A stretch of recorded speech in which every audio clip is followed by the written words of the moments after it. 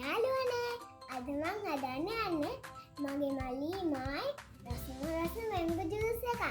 එහෙනම් අපි හදමුද? මම බඩු ටික අරන් එන්නම්කෝ.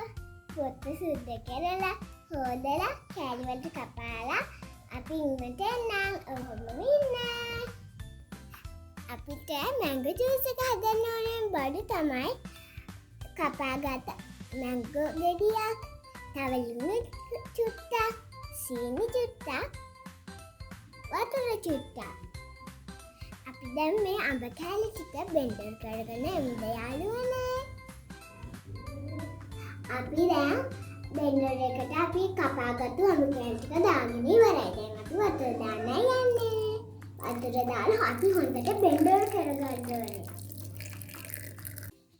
දැන් අපි කපාගත්ත අඹ ටික ජූස් බෙන්ඩර් කරගෙන ඉවරයි. දැන් අපි සීනි ලුණු දාගන්නයි යන්නේ. අපි ඉස්සෙල්ලාම ලුණු සීනි දාගන්න ඕනේ රස ප්‍රමාණයට. ඇයි දන්නවද? මේකෙත් තැන රස චුට්ටක් තියෙනවනේ.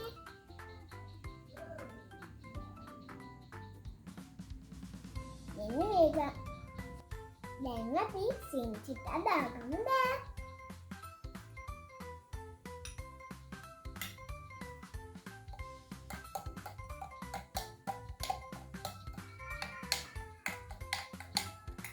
ලුණු චුට්ටක් දාගමු.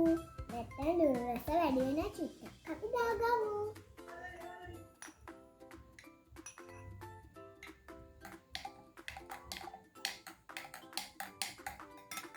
අපි දැන් ලුණු චුට්ටක් දාගමු.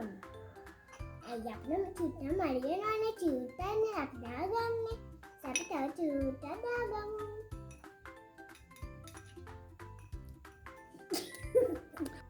දැන් අපි මික්ස් කර ජූස් එක දාගන්නයි යන්නේ.